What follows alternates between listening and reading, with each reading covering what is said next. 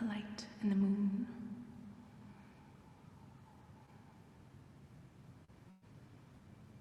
The only light is on Sunday. What was the sensible decision? Was that notwithstanding many declaration and more music,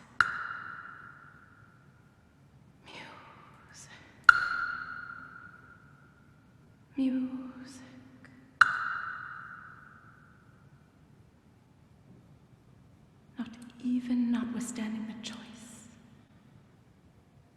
and a torch, and a collection.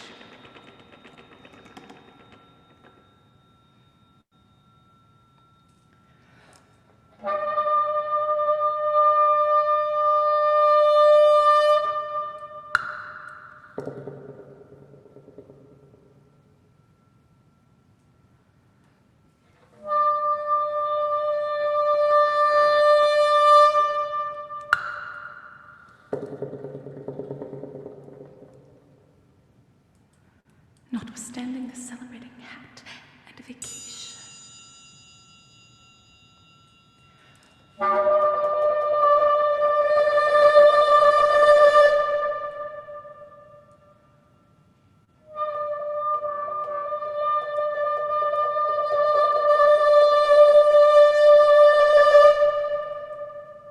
And even more noise than cutting.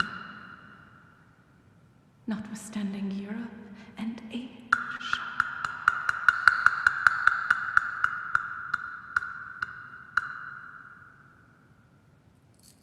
And being overbearing. Not even notwithstanding an elephant.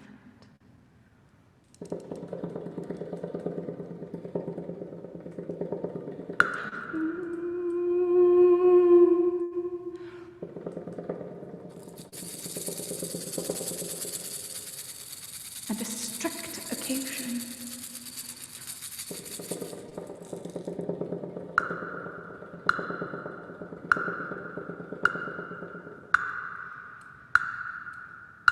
Not even withstanding more cultivation.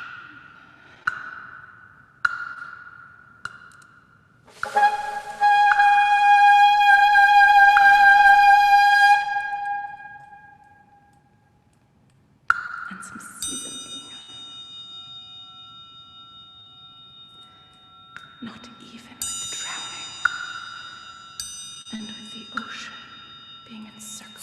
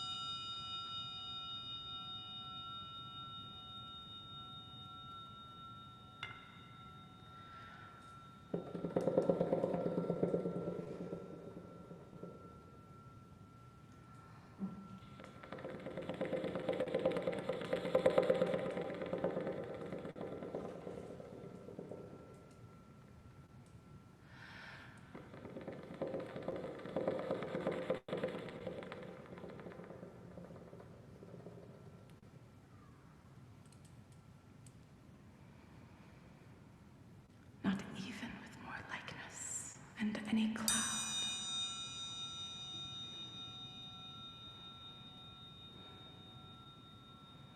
Not even with terrific sacrifice of pedestrianism and a special resolution. Not even more likely to be pleasing.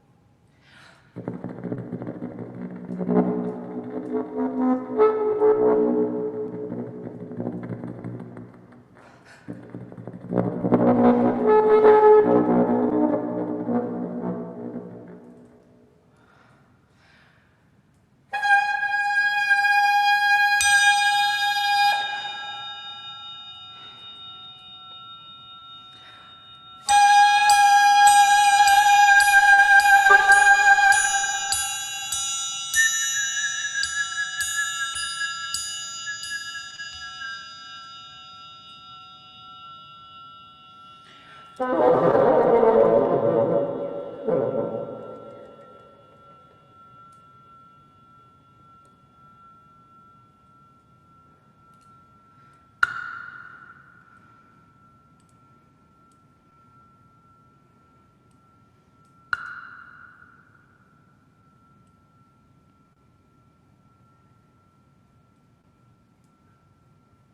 care with which the rain is wrong, and the green is wrong, and the white is wrong.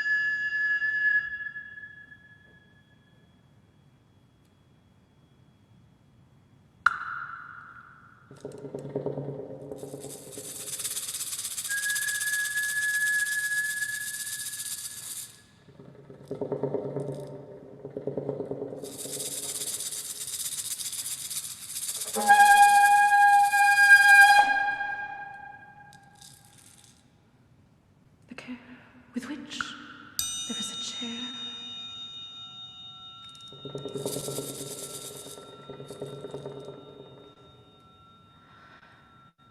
and plenty of breathing.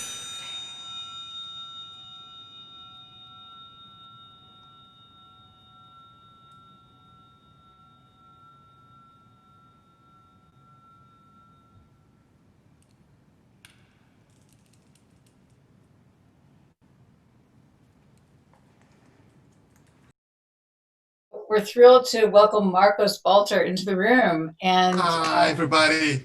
fellow New Yorker. And we were just talking about Marcos is just, well, 8 years ago, came to this coast and has been writing incredible music. And we're so happy to have your work on the program. Give us a little window into it. Tell us about the piece. Yeah, so this piece is like whenever people ask me, do you have a piece for bassoon? I always say sorta, because this piece is kind of like all over the place.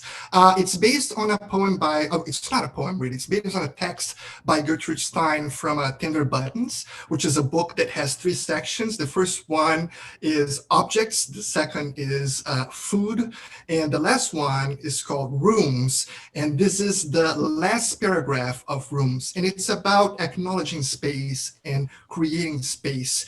And what I love about the way that Stein goes about the text is that it feels very ritualistic. So the piece itself is a ritual in which Rebekah speaks, sings, plays different objects, and eventually plays the bassoon. These are one of the interesting things we've noticed in a few pieces today is, especially in this day of isolation, the one-man band, or the one-woman band, I should say, in this case, being so multi-talented and flexible to incorporate all this. And Rebekah certainly is among the superstars and warriors of new music, tackling so many different tasks.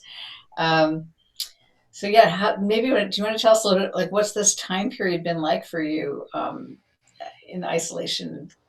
It's being challenging. I hear people talking about this new reality, and I keep saying I refuse to call this new reality. I'm calling this the big temporary. So I am surfing through the big temporary right now and trying to make the best out of it. Some aspects of my life sort of remain the same. Some aspects are completely upside down. And I am just sort of going through the motions and trying to learn what is to be learned, but missing terribly many things, especially making music with other people face to face. That's really tough. Yeah. So you are from Brazil originally, and then Yes, you came to America. So you go back and forth? I do. I go back at least once a year. My partner is from New Zealand, so we kind of like go to different countries on different times of the year. Sometimes, I try to go at the end of the year to So Brazil you one year. met like on a Southern Hemisphere dating site or something? No, we actually met in the U.S. He actually works at the UN in New York, so I met him in New York. Yeah, I mean, I still feel very connected to Brazil. I am Brazilian to the end. It's been a tough time for us down there, I've been trying my very best to stay connected with my fellow Brazilians and give them the same kind of oomph and strength that I'm giving my American friends these days. There's this very odd thing, which is that the people who did the technical behind the scenes here of this live stream marathon, they keep data on who's watching. When you get out of the United States and Canada, the next largest audience is in Brazil, which can you like? You haven't. We're like, wow, that's that's pretty crazy, right? There's a huge new music scene in Brazil with amazing composers. I mean, it's a shame that more of it is not played in the United States. I mean, we have amazing Brazilians who live here, right? We have Fernanda Navarro and Felipe Lara and Michelle Agnes and so many others, and Januíbe Teixeira, who is studying now at UT Austin. But the composers in Brazil are incredible, amazing. The richness of contemporary music in Brazil is really jaw-dropping. Fantastic. Well, I hope that everyone's waving the flag right now. We're going to hear Rebekah Heller. She, she's totally amazing. Amazing. Totally amazing bassoon player. And of course, she's handling a bunch of tasks in your piece. So it's even more amazing, more challenging. And I know she's standing by. So Marcos, thank you so much for chatting with us. Thank you all for having me. Yes, and a toast to the marathon. You all had to get glasses of wine. It's that time. It's that time of the marathon. But if we start slurring our words after a couple more, that's your fault. Blame it on Rio. For background, when we started, Marcos was drinking a glass of wine, and we decided that we did not want to make him feel bad for being the only one. You're just being hospitable hosts. We have to be. So cheers. Chin chin. Cheers. Cheers. Thank you so much.